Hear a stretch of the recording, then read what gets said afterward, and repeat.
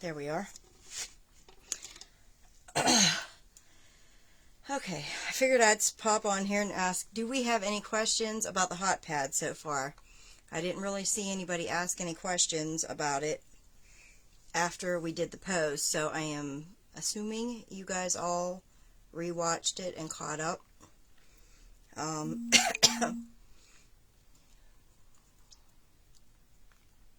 I didn't turn my notifications off because I figured this is going to be a little on the short side.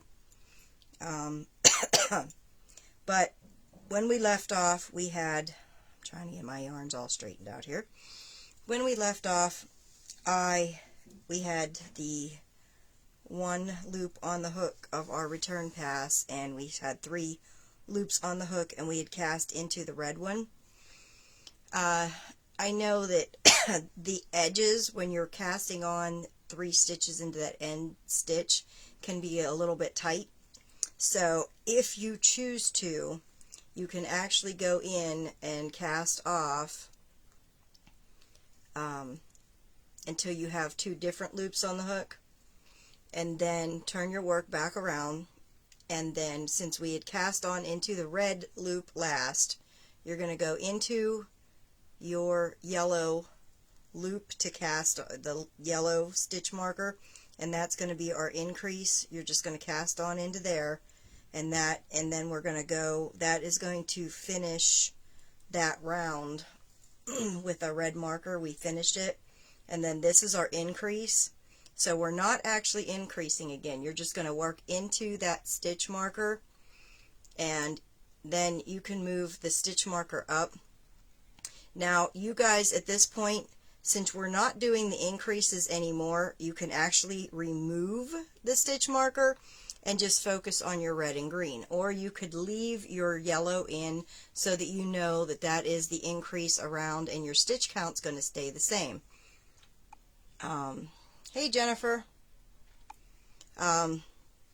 So once you guys pretty much have that down, you're going to go... Of course, my yarns are all cattywampus here. You're going to see on, where you put your stitch markers at. Sometimes your stitch markers will fall to the inside. You want to make sure that you're not picking up on the side that you have your purl bumps. You want to pick up on the side that has, so like for instance, my stitch marker here fell toward the wrong side. You're going to want to, just like if you were going to do a Tunisian reverse stitch, you're going to pick your work up, and you're going to look at that, and you're going to see on the other side is where you have your the front loop.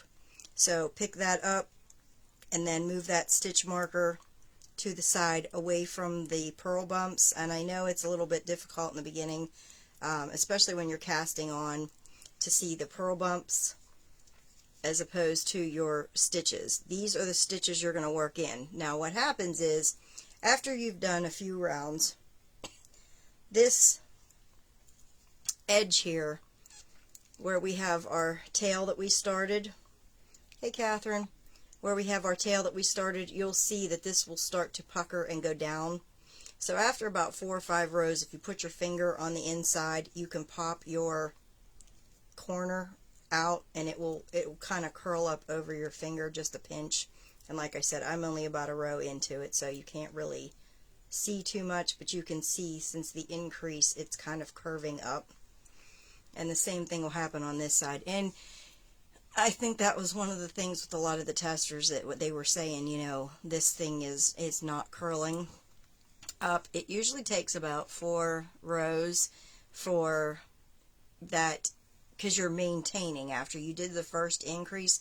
So since you have the increase, it takes like 3 or 4 rows above your first increase where you're maintaining for it to start to cup up. Does that make sense?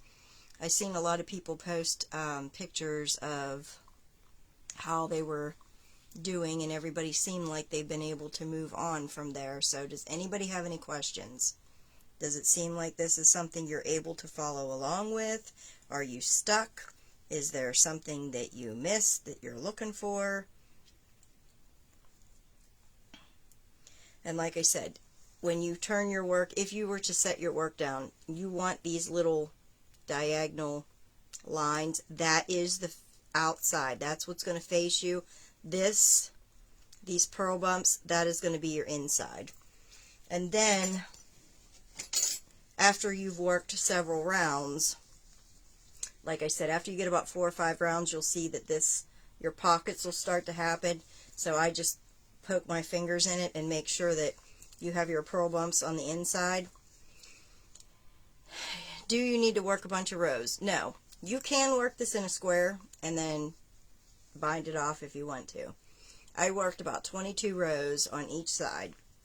And that's why we have the stitch marker in the front, because when you're working in kind of the spiral, hey Charlene, since you're working in the spiral, it's easy to like get done and be like, well, where was I? And then you count the rows up and you might have 23 on this and 22 on that, so you need to make sure that you marked your front. And that's why we marked our front with the fuchsia stitch marker. So once you get around to the front again, you know that you're starting a brand new row and that you need to finish at the red before that stitch marker. Once you get that far, like I said, all of this is gonna depend on if you're a lifter, a rider, or a yanker, on how many rows you need. Once you get enough rows, you're gonna see that this will fold in diagonally. Once you get to that point and you have the same amount of rows, you bind off, leave a long tail, and then we're going to mattress stitch it shut.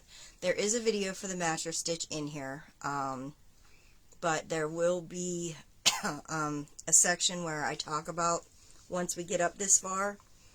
So this was to pop on and see if anybody had any questions with the pattern when they downloaded it and after the first video.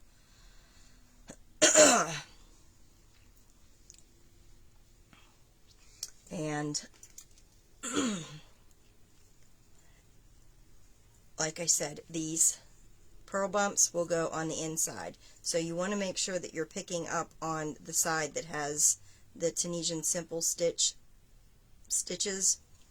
and not accidentally picking up in there. I know that it's easy for one of the stitch markers in the first row to have gotten placed in the back, but once you hit those stitch markers for the first row around after we've done our initial cast on of all of the stitches and you're working your first row that you're maintaining on, like I said, sometimes you might just have to look at the stitch and know that, you know, this is your front and this is your back, and just move your stitch marker. And what you're going to do is you're going to continue to work in the pattern that we did in the first round. You can move your stitch markers up for each round, the red and the green on each side. You can choose to take the yellow one out if you want to, or if you want to keep marking your increases, that's fine too. Hey Val. If you want to continue to keep marking your increases, you can, but we are not working any more increases after this initial cast on. But I like to leave mine in, just so I know, like, I have the green and the yellow and the red, so I can see, you know, this is my increase up the side. But it's personal preference. You know, there's so many different ways that you can do Tunisian work and your markers, and some people might just want to take all the markers out and just count. It's, you know, it's up to you. As long as you can keep count and you know what your front is, then you'll be good. The stitch count will be double what you chained plus the 2 for the increases, and because you're working on each side of the chain. So anybody that's done like baby booties where you work into the chain in the oval shape, then, you know, this should become second nature, but you just have the cast off. I do recommend that if you have not done this pattern before, to use the 2 different colored yarns like we are, because it's easier to see what is your cast on and what is your cast off. Does anybody have any questions? Is everybody following the pattern okay?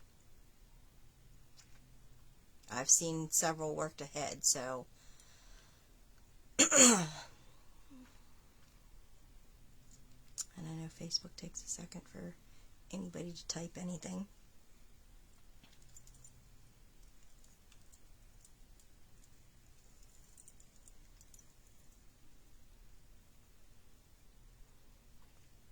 No questions?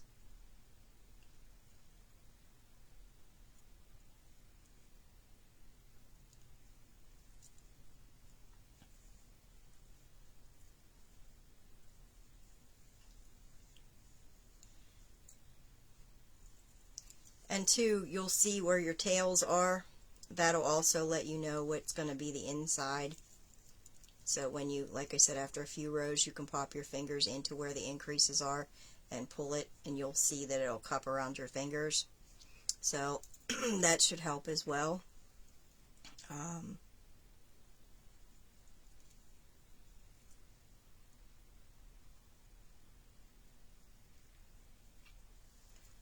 No questions? Well, and I guess that's a good thing.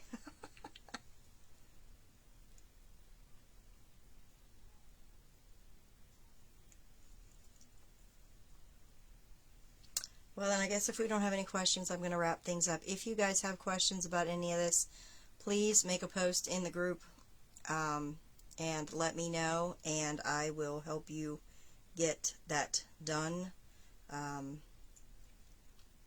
so that you guys can figure out what you're doing. I do recommend, like I said, if you're going to do this for the first time, please use the 2 different colored yarns, because it's going to be so much easier to have the different yarns, because when you work in one color, it's hard to tell some of the things that are going on with the stitches. And once you do the first one, then you have an understanding about the cast on and the things that are going on in the oval. So I think it'll be easier to understand. So I guess I'm going to log off here if you guys don't have any questions. And everybody's been able to follow along okay? I see who's watching. I haven't seen any comments.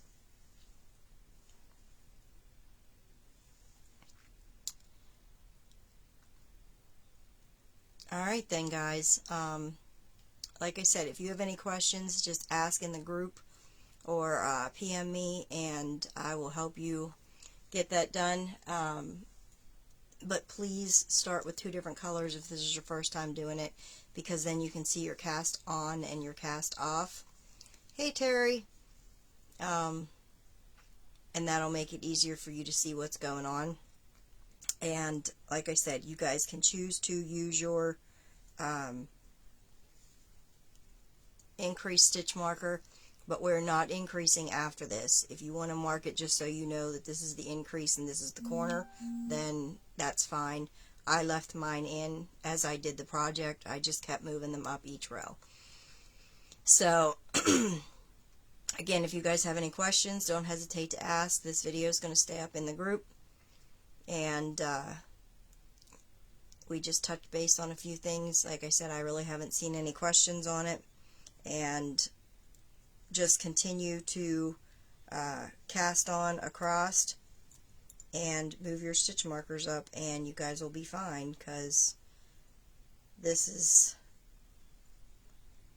something that you're just working. Like I said, anybody that's worked the slippers can do this.